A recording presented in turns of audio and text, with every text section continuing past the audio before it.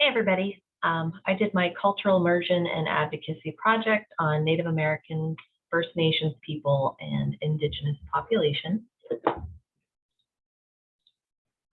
I chose this population because they're incredibly underserved, and I believe that this is a nationwide issue. In Maine, there are 5 tribes, and there's a local reservation that's not probably about maybe 30 minutes away from me, and that's Indian Island in Old Town, Maine, and it's home to the Penobscot Nation. So Native Americans, First Nation people, and Indigenous, what's the difference? So Native Americans and First Nations people, and pretty much any Native group throughout the world would be considered Indigenous. First Nations people, that primarily refers to the 7 tribes that are located in Canada, and Native Americans, that's specifically to American Indians. So the 5 Native American tribes that are within Maine are the Penobscot Nation, the Passamaquoddy, the Maliseet, the Micmac, and the Abenaki. The Abenaki tribe they're not in Maine for the most part now. A lot of them have left and moved to Canada, or they're in the top part of Vermont. So some generalizations and stereotypes. So there are quite a few stereotypes that have been historically presented about Native Americans. Alcohol and substance use, there's stereotypes about their reservations just being riddled with alcoholism, substance use disorders, mental illness. They used to be perceived as being savages, that they're lazy, unemployed, that they're receiving welfare, that they have super citizen status. So what that means is that they have benefits for everything, which isn't true, and the cradle to grave benefits. So as soon as they're born, they have benefits, and then they have them until they die. Some other stereotypes can be seen in mascots, like you see, I know in Maine, there were a few mascots that got changed from being like the Redskins or the Chiefs.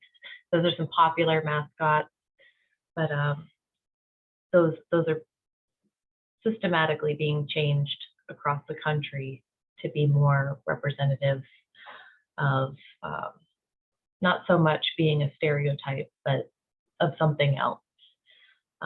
And then some stereotypes in the media, movies like The Lone Ranger. The Lone Ranger has a Native American in it named Tonto, which is actually Spanish for stupid. And he's quite often seen using like baby talk or shortened sentences and saying things like "himo sabe," and that he doesn't have any of the skill of his white Caucasian counterpart, but the only skill that he has in abundance is wisdom, and that's because that was seen as primarily something that would be okay for a Native American to be representing. And then in The Last of the Mohicans, Native Americans are being shown as savages, barbaric, rapists, stuff like that. Those are all some generalizations and stereotypes about the Native population that are not true, but have been represented in the media and by society as a whole.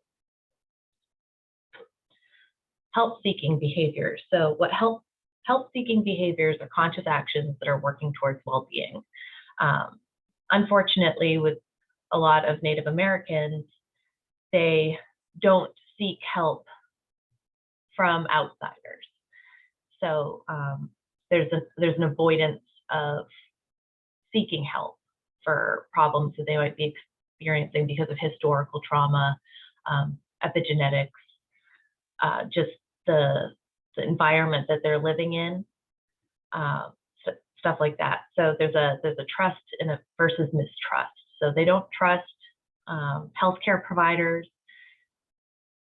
They don't trust going to see a white person for help, or a person of a different culture, just because of how they've been treated in the past.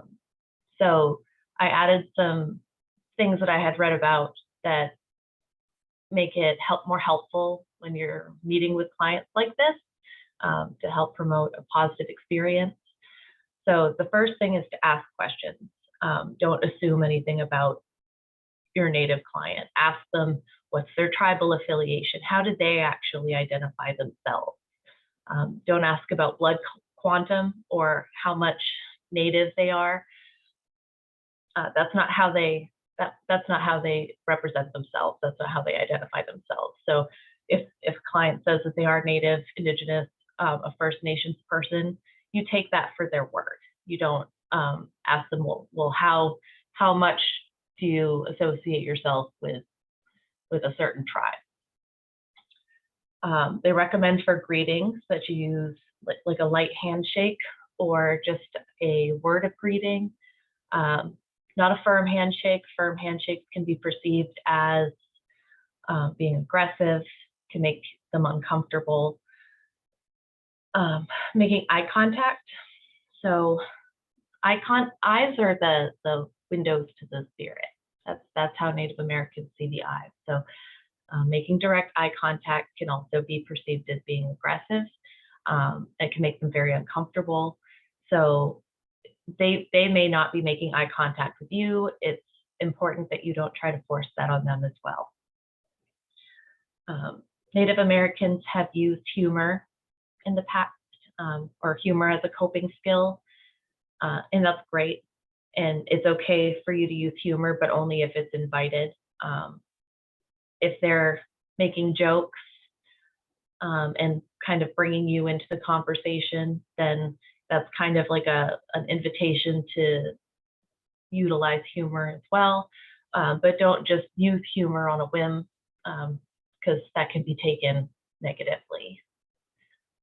Ask questions about their level of acculturation. How much do they engage in spiritual activities? Is their Native American or Indigenous status, is that important to them? Just getting comfortable with language and understanding like the different terms for what people might identify as, that could be helpful in building that trust, because that's the most important thing with working with a Native American or an Indigenous client, is that you want to build trust in a safe place, because they've had so much trauma in the past that they really need that trust in order to have a positive experience. Giving space. So space is also something that is really important to Native Americans. Not sitting too close to them, not sitting directly across from them. So just creating an environment that they're going to feel comfortable in and not feel like they're being further oppressed. And those are just some ways to help build that rapport and build that relationship so that you can have a successful experience with them. Another thing that I did not add to my slides that I wanted to mention too is gift giving is a really huge part of Native culture. So it's recommended that you might maybe ask them if they'd like a drink or if they'd like a snack, just kind of to help build that relationship in the beginning. So my immersion experience. The immersion experience is probably my favorite part of this project. The first thing that I did was I attended a webinar where Geo Neptune was telling creation stories for the Passamaquoddy. And Geo Neptune is a Passamaquoddy, two-spirit, non-binary individual. They are the youngest master basket maker in Maine. And they're also the art lab coordinator for Wabanaki Public Health and Wellness, which is a mental health agency in Bangor, Maine, that serves the Native population. This webinar was really awesome.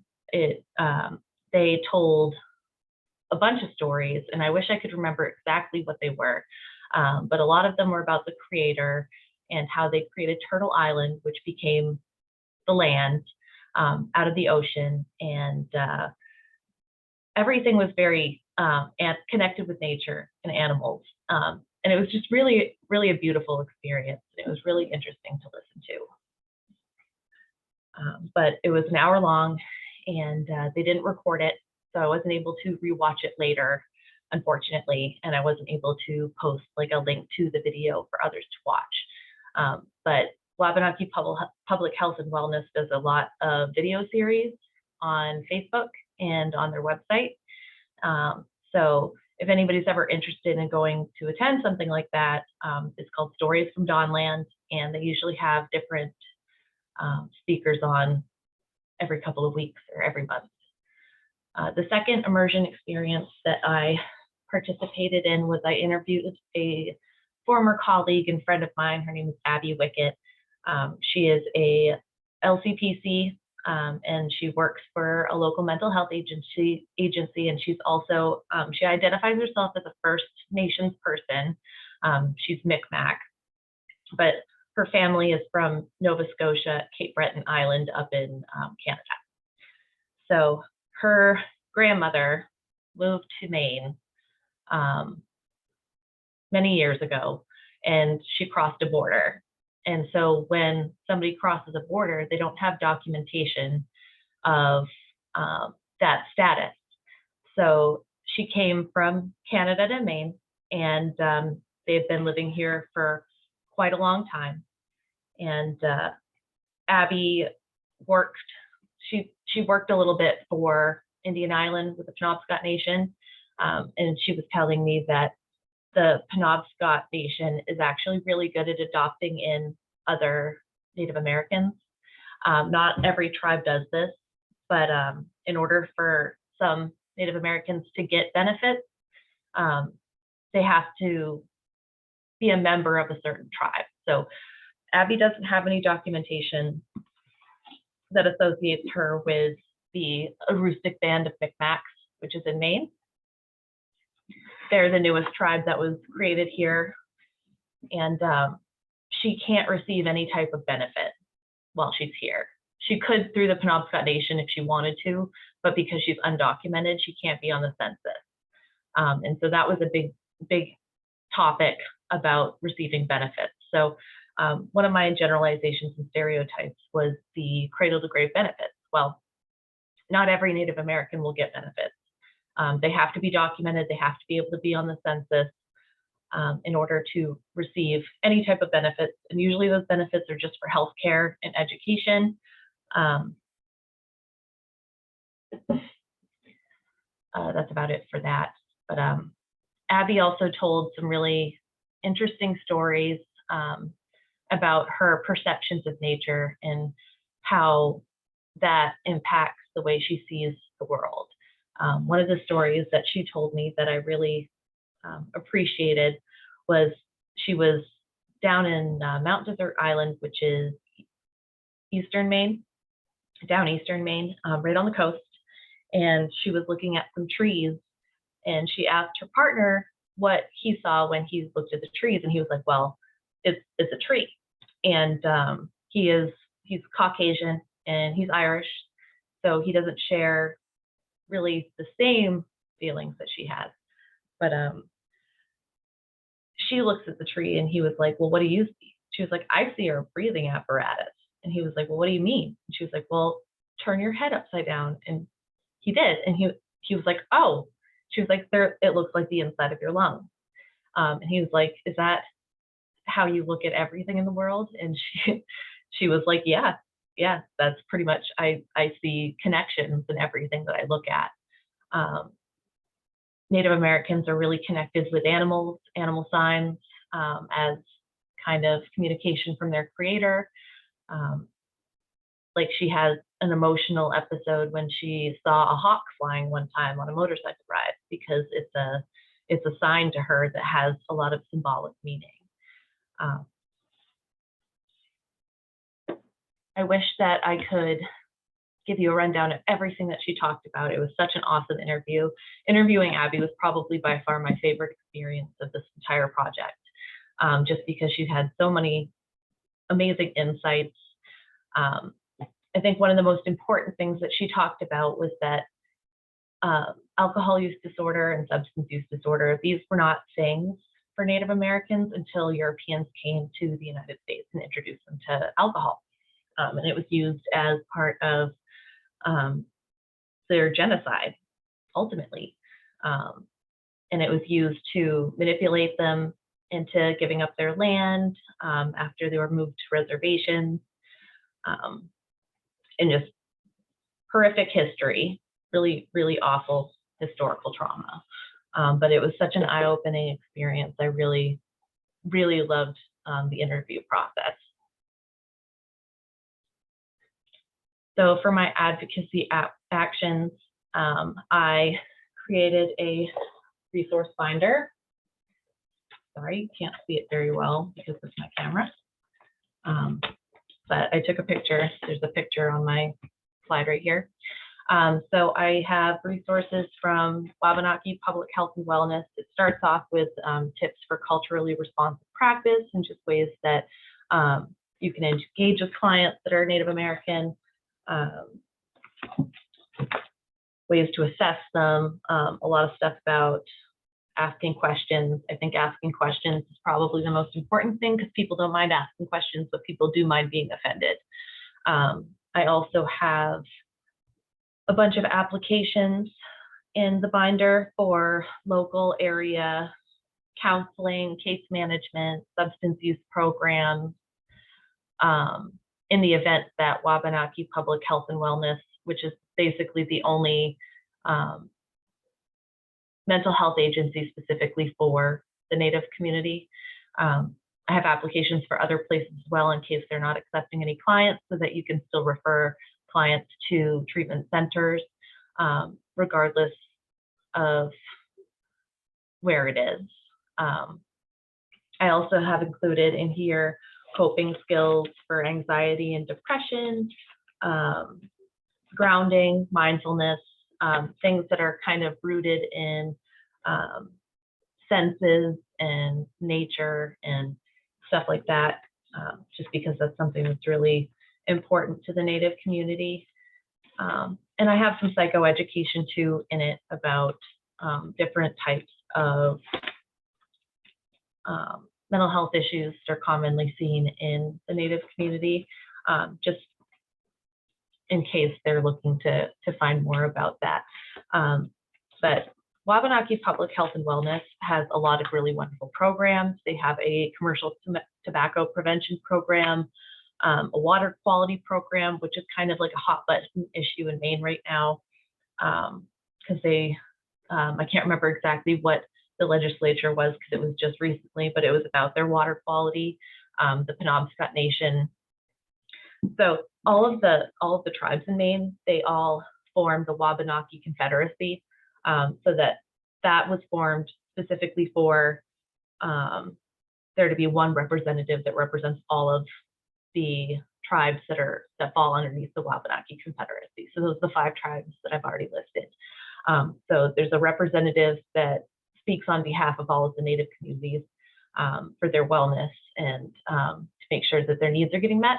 And so there's a big thing right now about water quality, but they do have a water quality program, climate change program, maternal and child health. They do adult case management and child and family case management. They have several medication-assisted treatment programs, like the Tribal Opioid Response Program and the Opioid Health Home. All of this information can be found at the website for Wabanaki Public Health and Wellness. They have some recovery sober living homes, one for men, and they list this one for women. It's called, the program's called Breaking the Cycle, and it's not specifically for Native Americans, but it is a all-female sober living experience. So they do have that in here as something that they're associated with, but I know because of my current job that that's not run specifically for Native Americans. They have a suicide prevention program. They have community housing, a youth engagement program, and they have programs for culture, language, and education. Probably one of the best programs that they have is their food sovereignty program, and this helps to educate people on like native foods and how to grow and have sustained food sources on their own. It also includes a mobile food shelter or food pantry, excuse me. So they have a mobile food pantry that goes around to the Native communities, and they have nutritious food that they provide to families that are in need. So they have a whole lot of different resources that are available to Native Americans in this area. My second advocacy action, and I had initially in my proposal had only had one advocacy action. So this one I found online. It was a petition to sign for the Duwamish people. And they're a First Nation people that have been taking care of the land in Seattle, in and around Seattle for a really long time, and they're looking to gain federal recognition. So I signed a petition to help towards that.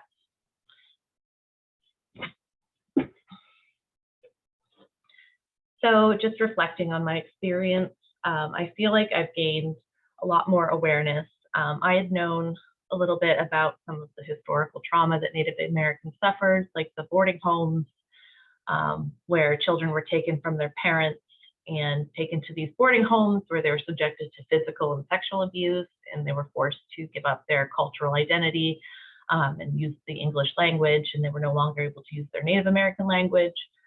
They were forced to work. And I know some about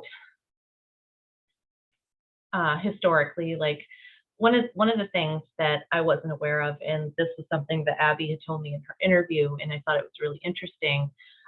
She was telling me a story about a case manager whom we both worked with, who had contacted her a few days after Thanksgiving because he had met with a Native American client and had asked him how his Thanksgiving was, and he didn't answer. And then he asked him a second time, and he still didn't answer. And so Abby was saying that some Native Americans don't celebrate Thanksgiving because of the genocide. However, if you talk to elders in the Native American community, they celebrate Thanksgiving, but they celebrate it for an entirely different reason. And their reason is that they celebrate Thanksgiving because it was the time when they saved European people from certain death. And so the integrity of the Native American people is really important to their culture. So that's why they celebrate Thanksgiving. So I thought that was really interesting. And that was really a nice way to look at it. But a lot of the younger generation don't celebrate Thanksgiving. So that's one of those things to look out for when you're treating or meeting with clients that are of Native American or Indigenous background, is that not all of them are going to celebrate the same holidays. So don't assume, don't just tell them Happy Thanksgiving. I wouldn't say necessarily avoid it, but that would be something that I would seek supervision around. Some biases that were challenged during this project. So I will admit that I had thought, I'm trying to think of how to say this, that substance use, mental illness, and those things are highly prevalent in Native American society. However, that's kind of a generalization, and it's something that I'm working on changing. I'm actively working on changing that thought. Yes, there's substance abuse, there's mental illness, but there's that in every society. So it shouldn't be generalized that a lot of the society has those issues, but there are some that do. That was probably the biggest bias, or I would say generalization, that I had to really challenge for myself, is just thinking that it's so prevalent when it really isn't.